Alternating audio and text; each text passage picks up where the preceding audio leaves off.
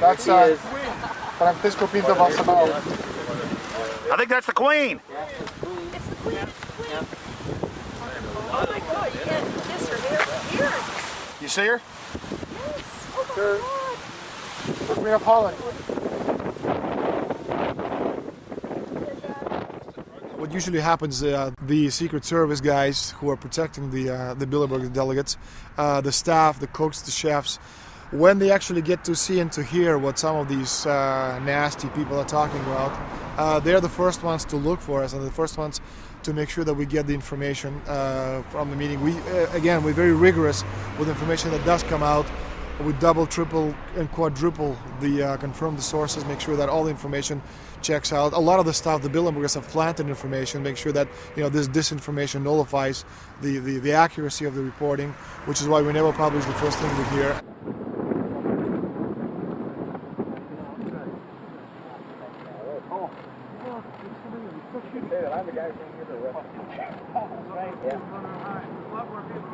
That looks like Rockefeller.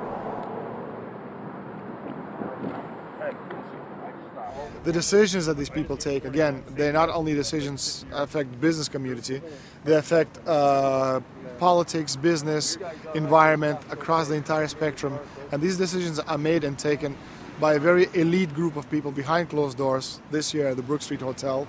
We are not privy to these decisions, we're not allowed to know what they're talking about, but we'll definitely feel the consequences of these decisions over the next 12 months when events which apparently by accident seem to happen, in fact have been planned right here this year at Brook Street Hotel between 8th and 11th of June.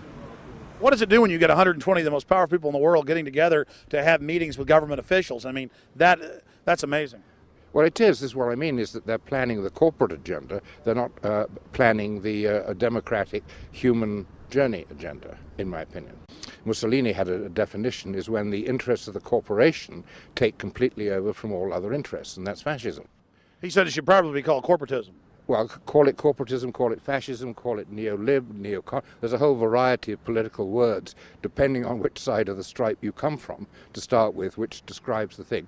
But what they are describing is the complete end of democracy, the end of what matters to people, the end of what happens to the human journey. And for that reason, I think this is revolting. Ladies and gentlemen, we're here in Canada today to stand up against the Bilderberg group that is attempting to get rid of the sovereignty of the United States. The truth of your world government has now been exposed. We know you are ruthless. We know you are evil. To David Rockefeller, to the Rothschild representatives here, to the Queen of the Netherlands, to all of you, we tell you, you are not our queens. You are not our kings. You are not our gods. We do not belong to you. We are not your slaves. We stand as free humans, have stood since the beginning of time against the strong men, against the thugs, against the bullies. We will defeat your world government. We will defeat world taxation. We will defeat your control grid. God is on our side. I stand before the creator of the universe, and I ask the creator of the universe, as our founding fathers did in 1776, to lead, guide, and direct us, and to give us the power and the foresight and the understanding and the will to stand against your entire agenda, including your final plan of world population reduction of 80% that Henry Kissinger penned in 1973. Why do you put mercury in the vaccines, sodium fluoride in the water? Why? Why do you put cancer viruses in the vaccines? Why have you used depleted uranium now in 4 separate nations? You're arrogant. You have the sickness that elites have had throughout history in their literal and, in some cases, figurative ivory towers. You believe that you're invincible. You will and you are failing now. Your New World Order will fall. Humanity will defeat you. The answer to 1984 is 1776.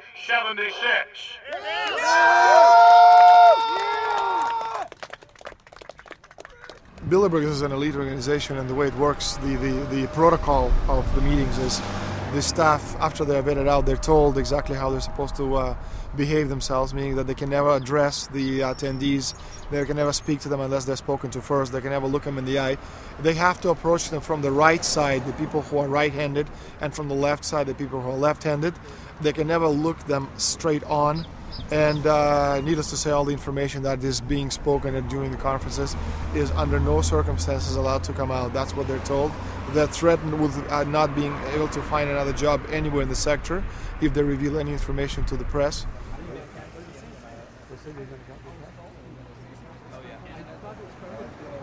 Richard Holbrook? Ambassador Richard Holbrook thought the peasantry wouldn't recognize him if he took a stroll off the grounds of Brook Street.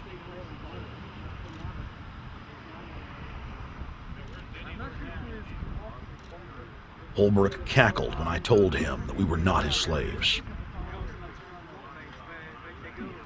Holbrook, we're not your slaves, Holbrook. We're not your slaves.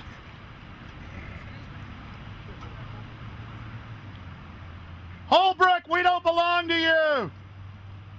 We're not your property. Get back on the sidewalk. We're free humanity. Yeah, there he goes. Howard. They love it.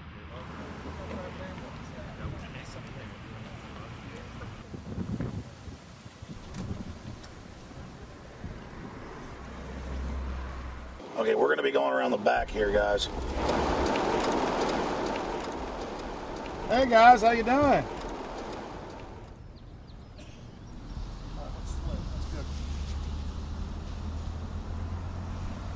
There are several rings of security service.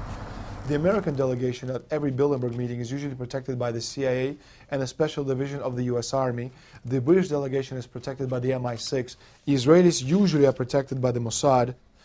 The Ottawa police, in this case, working for the security, they have very little, actually they don't have any information at all on what the meeting is about. They don't know who the Bilderbergs are. Then there is an elite private firm protecting the perimeter, doing all the dirty work, such as shooing off the photographers and bothering the protesters. But, you know, that's like piddly stuff. All the heavy stuff is done by the security service, such as the CIA, MI6. Some years ago, my legs were a little bit stronger than they are now, and I'd crept over a fence under cover of darkness and approached. The cops started yelling and pointing at me, so I ran with speed I didn't know I still had, and some shots were fired, but they were far above my head. I mean, they were intimidating, but they were not really trying to kill me. Not when sharpshooters are fired far above, 20 feet above your head. Bilderberg was founded by David Rockefeller and the Rothschilds in Britain and Europe. They're still the main powers. Baron Evelyn D. Rothschild, a male, attended for many years. Rothschild is still represented. You'll see them on the list of participants. Somebody representing the Rothschild group. They are the main powers behind Bilderberg. The Dutch Shell is part of the Queen's fortune. Of course, the Rockefellers have always had heavy oil interests. That was the original source of their old money from the old man. Jim just got the official Bilderberg letterhead list from his mole inside the Bilderberg group. Let's go look at it. Wall Street Journal.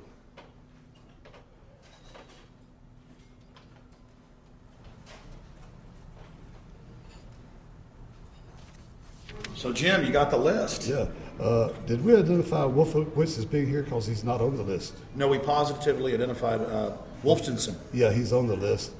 Yeah, there's Wolfenson right there, James Yep. Wolfenson. But aren't there always people who aren't listed? Yep.